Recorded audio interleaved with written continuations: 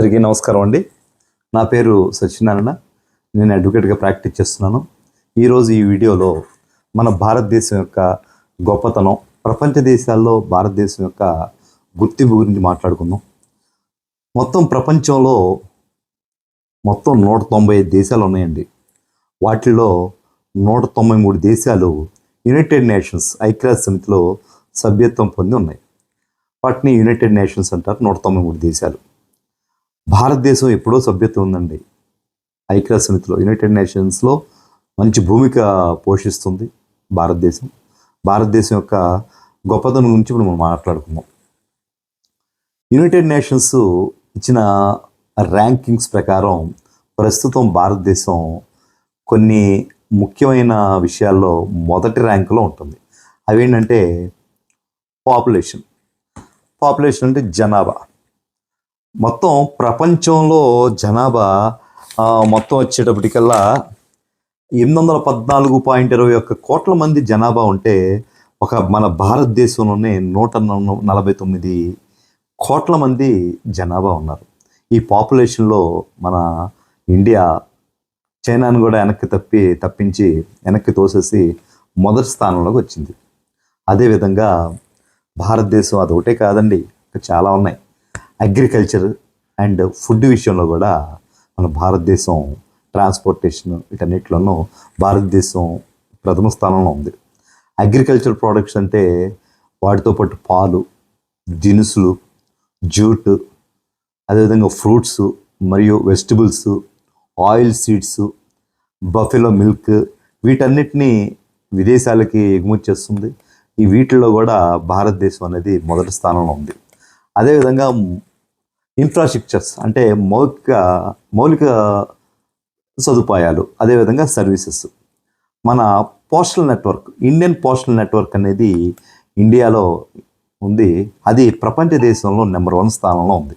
అదేవిధంగా generic drugs, ప్రపంచంలోనే మన భారతదేశం జనరిక్ డ్రగ్స్ సరఫరా చేయడంలో ప్రథమ స్థానంలో ఉంది. అదేవిధంగా ఇంకొక ముఖ్యమైన విషయం ఏంటంటే మన భారతదేశం mobile phone, cell phone use చేయడంలో ప్రపంచ దేశాల్లో ఉన్న జనాభా కన్నా మన భారతదేశం మొదటి స్థానంలో ఉంది.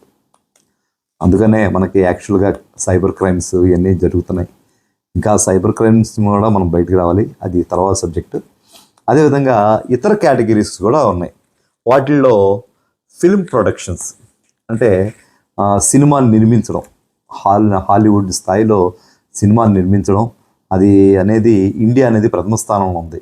మిగతా దేశాలతో పోలిస్తే మన దేశంలో సంవత్సరానికి ఎక్కువ సినిమాలు రిలీజ్ అవుతుంటాయి, నిర్మిస్తూ ఉంటారు. అదేవిధంగా ఫ్రెష్ వాటర్ విత్డ్రాయల్, మంచి వాటర్ని వెలికి తీస్తూ ఉంటారు ఇండియా వాళ్ళు, దాంట్లో ప్రథమ స్థానంలో ఉన్నారు.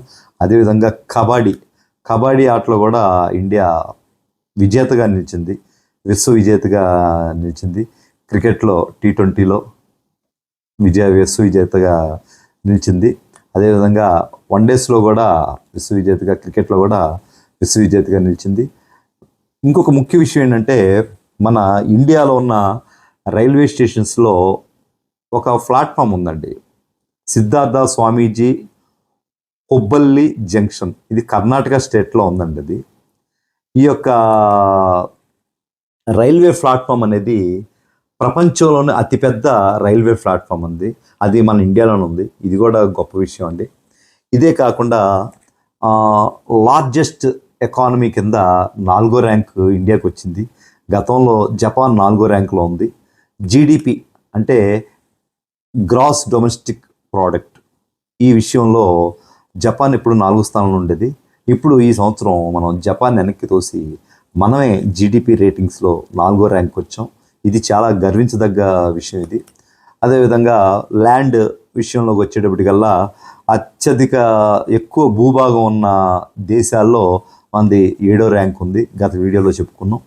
అదేవిధంగా భారతదేశం వరల్డ్లో మోస్ట్ పవర్ఫుల్ నేషన్గా 2025లో గుర్తింపు పొందింది. ఇది 12వ ర్యాంక్ వచ్చింది మనకి.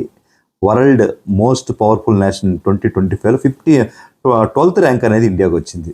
అదేవిధంగా ఇంకొకటి హ్యూమన్ డెవలప్మెంట్ ఇండెక్స్, దీంట్లో 130 ర్యాంకులో ఉంది. గతంతో పోలిస్తే ఇప్పుడు కొంత మనం సమ్ బెటర్, చాలా లీస్ట్లో ఉండేవాళ్ళం, 130 ర్యాంక్ వచ్చాం. దేనివల్ల ఏంటంటే supported by the economic growth. మన యొక్క ఎకనమిక్ గ్రోత్ అనేది కొంత పెరిగింది. ప్లస్ అదేవిధంగా వెల్ఫేర్ స్కీమ్స్ అనేవి పెట్టడం వల్ల, ప్రభుత్వాలు పెట్టడం వల్ల మన యొక్క హెచ్డిఐ ఇండెక్స్ అనేది, హ్యూమన్ డెవలప్మెంట్ ఇండెక్స్ అనేది, అది ర్యాంక్ అనేది మెరుగుపడింది. కానీ ఇంకా రాబోయే కాలం ఇంకా మెరుగుపడాలి. ఇవన్నీ చేయాలంటే ప్రజల్లో లైఫ్ ఎక్స్పెక్టెన్సీ, అంటే లైఫ్ ఎక్స్పెక్ట్ చేసే విధంగా వాళ్ళకి ఆశావాదం పెరగాలి. అదేవిధంగా ఎడ్యుకేషన్ పెరగాలి, ఇన్కమ్ సోర్సెస్ పెరగాలి మన ప్రజల్లో. అటువంటప్పుడు ఖచ్చితంగా హ్యూమన్ డెవలప్మెంట్ ఇండెక్స్లో మన ర్యాంక్ అనేది మెరుగుపడుద్ది. ఇంకా చాలా చాలా విషయాల్లో కూడా India first rank, second rank వీటిల్లో పొందాలని చెప్పేసి మనం ఆశిద్దాం. అందుకు భారత ప్రభుత్వాలు, అది సెంట్రల్ గవర్నమెంట్, స్టేట్ గవర్నమెంట్లు, వాళ్ళతో పాటు మనం పౌరులుగా మన యొక్క బాధ్యత కూడా నిర్వహించి మన ఇండియాని ప్రగతి పదంలో నడిపించడానికి అందరం చేతులు కలుద్దాం. థ్యాంక్ యూ అండి, అందరికీ నమస్కారం. ఈ వీడియో మీకు నచ్చినట్లయితే లైక్ చేయండి, షేర్ చేయండి, సబ్స్క్రైబ్ చేయండి.